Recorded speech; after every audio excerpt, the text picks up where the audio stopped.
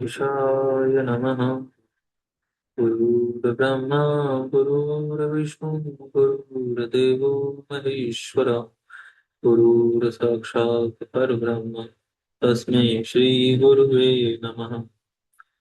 त्वमेव माता च पिता त्वमेव त्वमेव बन्धु च सखा त्वमेव त्वमेव विद्या द्रविणं त्वमेव त्वमेव सर्वं मम देव देव।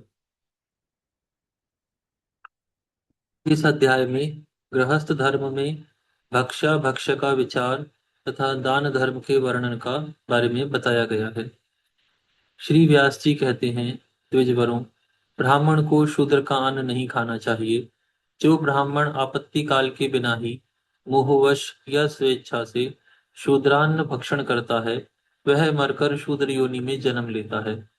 जो द्विज 6 मास तक शूद्र के कुत्सित अन्न का भोजन करता है, वह जीते जी ही शूद्र के समान हो जाता है और मरने पर कुत्ता होता है। मुनीश्वरों, मनुष्य, ब्राह्मण, क्षत्रिय, वैश्य अथवा शूद्र जिसके अन्न को पेट में रखकर प्राण त्याग करता है, उसी की योनि में जन्म लेता है। नट, नाचने वाला, चांडाल, चमार, समुदाय तथा वैश्य, इन 6 के अन्न का परित्याग करना चाहिए। तेली, धोबी, चोर, शराब बेचने वाला, नाचने गाने वाले, लोहार तथा मरण शौच से युक्त मनुष्य का अन्न भी त्याग देना चाहिए। कुम्हार, चित्रकार, सूदखोर, पतित, द्वितीय पति स्वीकार करने वाली स्त्री के पुत्र, अभिशापग्रस्त, सुनार, रंगमंच पर खेल दिखाकर जीवन निर्वाह करने वाले, व्याध, वंध्या, रोगी, चिकित्सक, वैद्य या डॉक्टर, व्यभिचारिणी स्त्री, हकीम, नास्तिक, देवनिंदक, सोमरस का विक्रय करने वाले, स्त्री के वशीभूत रहने वाले, स्त्री के उपपति को घर में रखने वाले, पुरुष परियक्त पुरुष परियक्त, कृपण, झूठा झूठा खाने वाले,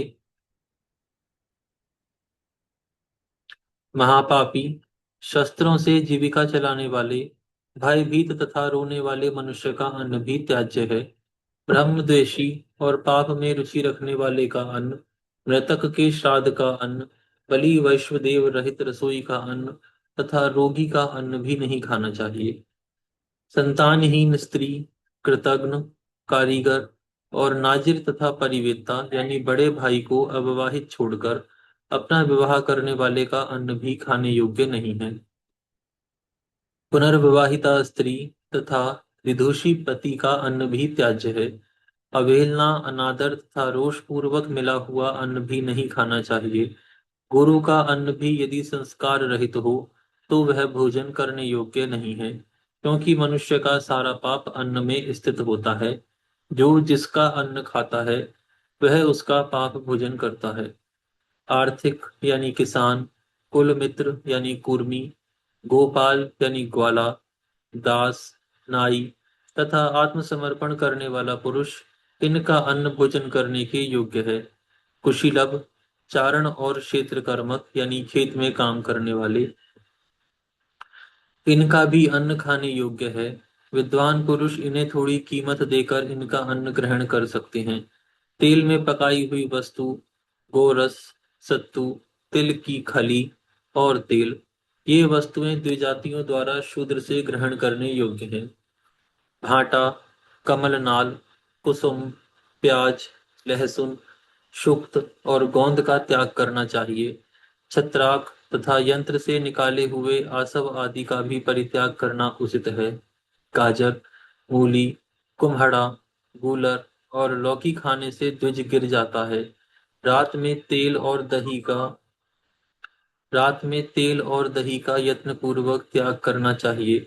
दूध के साथ मट्ठा और नमकीन अन्न नहीं मिलाना चाहिए। जिस अन्न के प्रति दूषित भावना हो गई हो, जो दुष्ट पुरुषों के संपर्क में आ गया हो, जिसे कुत्ते ने सूंघ लिया हो, जिस पर चांडाल, रजस्वला स्त्री अथवा पतितों की दृष्टि पड़ गई हो, जिसे गाय ने सूंघ लिया हो, जिसे कौवे अथवा मुर्गे ने छू लिया हो, जिसमें कीड़े पड़ गए हों, जो मनुष्यों द्वारा सूंघा अथवा कोढ़ी से छू गया हो, जिसे रजस्वला, व्यभिचारिणी अथवा रोगिणी स्त्री ने दिया हो, ऐसे अन्न को त्याग देना चाहिए। दूसरे का वस्त्र भी त्याज्य है। बिना बछड़े की गाय का, ऊँटनी का, एक खुर वाले पशु, घोड़ी आदि का, भेड़ का तथा हथनी का दूध पीने योग्य नहीं है। यह भगवान मनु का कथन है। मांस भक्षण ना करें। वे जातियों के लिए मदिरा किसी को देना, स्वयं उसे पीना, उसका स्पर्श करना तथा उसकी ओर देखना भी मना है, पाप है। उससे सदा दूर ही रहना चाहिए। यही सनातन मर्यादा है। इसलिए पूर्ण प्रयत्न करके सर्वदा मद्य का त्याग करें। जो द्विज मद्यपान करता है वह द्विजोचित कर्मों से भ्रष्ट हो जाता है। उसे बात भी नहीं करनी चाहिए, मतलब उससे बात भी नहीं करनी चाहिए। अतः ब्राह्मण को सदा यत्न पूर्वक अभक्ष्य एवं अपेय वस्तुओं का परित्याग करना उचित है। यदि त्याग न करके उक्त निषिद्ध वस्तुओं का सेवन करता है तो वह रौरव नरक में जाता है। अब मैं परम उत्तम दान धर्म का वर्णन करूंगा। इसे पूर्व काल में ब्रह्मा जी ने ब्रह्मवादी ऋषियों को उपदेश किया था। योग्य पात्र को श्रद्धा पूर्वक धन अर्पण करना दान कहलाता है। ओंकार के उच्चारण पूर्वक किया हुआ दान भोग और मोक्ष रूपी फल प्रदान करने वाला होता है। दान तीन प्रकार का बतलाया जाता है, नित्य, नैमित्तिक और काम्य। एक चौथा प्रकार भी है जिसे विमल नाम दिया गया है। विमल दान सब प्रकार के दानों में परमोत्तम है, जिसका अपने ऊपर कोई उपकार ना हो। ऐसे ब्राह्मण को फल की इच्छा ना रखकर प्रतिदिन जो कुछ दिया जाता है वह नित्य दान है। जो पापों की शांति के लिए विद्वानों के हाथ में अर्पण किया जाता है उसे श्रेष्ठ पुरुषों ने नैमित्तिक दान बताया है। वह भी उत्तम दान है जो संतान, विजय, ऐश्वर्य और सुख की प्राप्ति के उद्देश्य से दिया जाता है। उसे धर्म का विचार करने वाले ऋषियों ने काम्य दान कहा है। तथा जो भगवान की प्रसन्नता के लिए धर्म युक्त चित्त से ब्रह्मवेता पुरुषों को कुछ अर्पण किया जाता है वह कल्याणमयी दान, विमल यानी सात्विक माना गया है। सुयोग्य पात्र के मिलने पर अपनी शक्ति के अनुसार दान अवश्य करना चाहिए। कुटुंब को भोजन और वस्त्र देने के बाद जो बचा रहे उसी का दान करना चाहिए। अन्यथा कुटुंब का भरण पोषण किए बिना जो कुछ दिया जाता है वह दान दान का फल देने वाला नहीं होता। वेद पाठी, कुलीन, विनीत, तपस्वी, व्रतपरायण एवं दरिद्र को भक्ति पूर्वक दान देना चाहिए। जो अग्निहोत्री ब्राह्मण को भक्ति पूर्वक पृथ्वी का दान करता है वह उस परम धाम को प्राप्त होता है जहां जाकर जीव कभी शोक नहीं करता। जो मनुष्य वेद वेदता ब्राह्मण को गन्नों से भरी हुई तथा जौ और गेहूं की खेती से लहलहाती हुई भूमि दान करता है वह फिर इस संसार में जन्म नहीं लेता। जो दरिद्र ब्राह्मण को गऊ के बराबर भूमि भी प्रदान करता है वह सब पापों से मुक्त हो जाता है। भूमि दान से बढ़कर इस संसार में दूसरा कोई दान नहीं है। केवल अन्न दान उसकी समानता करता है और विद्या दान उससे अधिक है। जो शांत, पवित्र और धर्मात्मा ब्राह्मण को विधि पूर्वक विद्या दान करता है वह ब्रह्मलोक में प्रतिष्ठित होता है। गृहस्थ ब्राह्मण को अन्न दान करके मनुष्य उत्तम फल को प्राप्त होता है। गृहस्थ को अन्न ही देना चाहिए, उसे देकर मानव परम गति को प्राप्त होता है। वैशाख की पूर्णिमा को विधि पूर्वक उपवास करके शांत, पवित्र एवं एकाग्रचित्त होकर काले तिलों और विशेषतः मधु से 7 या 5 ब्राह्मणों की पूजा करें तथा इससे धर्मराज प्रसन्न होते हैं, ऐसी भावना करें। जब मन में यह भाव स्थिर हो जाता है उसी क्षण मनुष्य के जीवन भर के किए हुए पाप नष्ट हो जाते हैं। काले मृग चर्म पर तिल, सोना, मधु और घी रखकर जो ब्राह्मण को देता है वह सब पापों से तर जाता है। जो विशेषतः वैशाख की पूर्णिमा को धर्मराज के उद्देश्य से ब्राह्मणों को घी और अन्न सहित जल का घड़ा दान करता है वह भय से छुटकारा पा जाता है। जो स्वर्ण और तिल सहित जल के पात्रों से 7 या 5 ब्राह्मणों को तृप्त करता है, वह ब्रह्म हत्या से छूट जाता है। माघ मास के कृष्ण पक्ष में द्वादशी तिथि को उपवास करें और श्वेत वस्त्र धारण करके काले तिलों से अग्नि में हवन करें। तत्पश्चात एकाग्रचित्त हो ब्राह्मणों को तिलों का ही दान करें। इससे द्विज जन्म भर के किए हुए सब पापों को पार कर जाता है। अमावस्या आने पर देव देवेश्वर भगवान श्री विष्णु के उद्देश्य से जो कुछ भी बन पड़े तपस्वी ब्राह्मण को दान दें और सबका शासन करने वाले इंद्रियों के स्वामी भगवान श्री विष्णु प्रसन्न हो, यह भाव रखें। ऐसा करने से 7 जन्मों का किया हुआ पाप तत्काल नष्ट हो जाता है। जो कृष्ण पक्ष की चतुर्दशी तिथि को स्नान करके ब्राह्मण के मुख में अन्न डालकर इस प्रकार भगवान शंकर की आराधना करता है, उसका पुनः इस संसार में जन्म नहीं होता। विशेषतः कृष्ण पक्ष की अष्टमी तिथि को स्नान करके चरण धोने आदि के द्वारा विधि पूर्वक पूजा करने के पश्चात धार्मिक ब्राह्मण को मुझ पर महादेव जी प्रसन्न हो, इस उद्देश्य से अपना द्रव्य दान करना चाहिए। ऐसा करने वाला पुरुष सब पापों से मुक्त हो परम गति को प्राप्त होता है। भक्त द्विजों को उचित है कि वे कृष्ण पक्ष की चतुर्दशी, अष्टमी तथा विशेषतः अमावस्या के दिन भगवान श्री महादेव जी की पूजा करें। जो एकादशी को निराहार रहकर द्वादशी को ब्राह्मण के मुख में अन्न दे, इस प्रकार पुरुषोत्तम की अर्चना करता है, वह परम पद को प्राप्त होता है। यह शुक्ल पक्ष की द्वादशी भगवान श्री विष्णु की तिथि है। इस दिन भगवान जनार्दन की प्रयत्न पूर्वक आराधना करनी चाहिए। भगवान शंकर अथवा भगवान श्री विष्णु के उद्देश्य से जो कुछ भी पवित्र ब्राह्मणों को दान दिया जाता है, उसका अक्षय फल माना गया है। जो मनुष्य जिस देवता की आराधना करना चाहे, उसके उद्देश्य से ब्राह्मणों का ही यत्न पूर्वक पूजन करे, इससे वह उस देवता को संतुष्ट कर लेता है। देवता सदा ब्राह्मणों के शरीर का आश्रय लेकर ही रहते हैं। ब्राह्मणों के न मिलने पर वे कहीं कहीं प्रतिमा आदि में भी पूजित होते हैं। प्रतिमा आदि में बहुत यत्न करने पर अभिष्ट फल की प्राप्ति होती है। अतः सदा विशेषतः द्विजों में ही देवताओं का पूजन करना उचित है।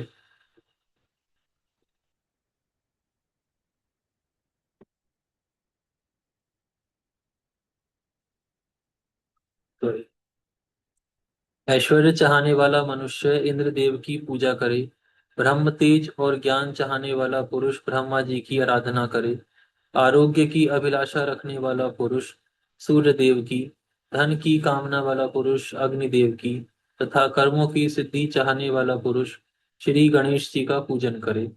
जो भग चाहता हो वह चंद्रमा की, बल चाहने वाला वायु की तथा संपूर्ण संसार बंधन से छूटने की अभिलाषा करने वाला मनुष्य यत्न पूर्वक श्री हरि की आराधना करे। जो योग, मोक्ष तथा ईश्वरीय ज्ञान तीनों की इच्छा रखता हो, वह यत्न करके देवताओं के स्वामी श्री महादेव जी की अर्चना करे। जो महान भोग तथा विविध प्रकार के ज्ञान चाहते हैं, वे भोगी पुरुष श्री भूतनाथ महेश्वर तथा भगवान श्री विष्णु की भी पूजा करते हैं। जल देने वाले मनुष्य की तृप्ति होती है, अतः जल दान का महत्व अधिक है। तेल दान करने वाले को अनुकूल संतान और दीप देने वाले को उत्तम नेत्र की प्राप्ति होती है। भूमि दान करने वाले को सब कुछ सुलभ होता है। स्वर्ण दाता को दीर्घ आयु प्राप्त होती है। ग्रह दान करने वाले को श्रेष्ठ भवन और चांदी दान करने वाले को उत्तम रूप मिलता है। वस्त्र दान करने वाला चंद्रमा के लोक में आता है। अश्रु दान करने वाले को उत्तम सवारी मिलती है। अन्नदाता को अभिष्ट संपत्ति और गौदान करने वाले को सूर्य लोक की प्राप्ति होती है। सवारी और शय्या दान करने वाले पुरुष को पत्नी मिलती है। अभय दान करने वाले को ऐश्वर्य प्राप्त होता है। धान्य दाता को सनातन सुख और ब्रह्म यानी श्री वेदों का दान करने वाले को शाश्वत ब्रह्मलोक की प्राप्ति होती है। जो वेद विद्या विशिष्ट ब्राह्मणों को अपनी शक्ति के अनुसार अनाज देता है, वह मृत्यु के पश्चात स्वर्ग का सुख भोगता है। गौओं को अन्न देने से मनुष्य सब पापों से छुटकारा पा जाता है। ईंधन दान करने से मनुष्य की जठराग्नि दीप्त होती है। जो ब्राह्मणों को फल फूल और पीने योग्य पदार्थ और इस तरह के शाक दान देता है, वह सदा आनंदित होता है। जो रोगी के रोग को शांत करने के लिए उसे औषध, तेल और आहार प्रदान करता है, वह रोगहीन, सुखी और दीर्घायु होता है। जो छत्र और जूते दान करता है, वह नरकों के अंतर्गत असीपत्र वन, छुरे की धार से युक्त मार्ग तथा तीखे ताप से बच जाता है। संसार में जो जो वस्तु अत्यंत प्रिय मानी गई है तथा जो मनुष्य के घर में अपेक्षित है, उसी को यदि अक्षय बनाने की इच्छा हो तो गुणवान ब्राह्मण को उसका दान करना चाहिए। अयन परिवर्तन के दिन विषुव नामक योग आने पर चंद्रमा और सूर्य के ग्रहण में तथा संक्रांति आदि के अवसरों पर दिया हुआ दान अक्षय होता है। प्रयाग आदि तीर्थों, पुण्य मंदिरों, नदियों तथा वनों में भी दान करके मनुष्य अक्षय फल का भागी होता है। प्राणियों के लिए इस संसार में दान धर्म से बढ़कर दूसरा कोई धर्म नहीं है। इसलिए द्विजातियों को चाहिए कि वे श्रोत्रिय ब्राह्मणों को अवश्य दान दें। ऐश्वर्य की इच्छा रखने वाले पुरुष स्वर्ग की प्राप्ति के लिए तथा मुमुक्षु पुरुष पापों की शांति के लिए प्रतिदिन ब्राह्मणों को दान देते रहें। जो पापात्मा मानव गौ, ब्राह्मण, अग्नि और देवता के लिए दी जाने वाली वस्तु को मोहवश रोक लेता है, उसे पशु पक्षियों की योनि में जाना पड़ता है। जो द्रव्य का उपार्जन करके ब्राह्मणों और देवताओं का पूजन नहीं करता, उसका सर्वस्व छीनकर राजा उसे राज्य से बाहर निकाल दे।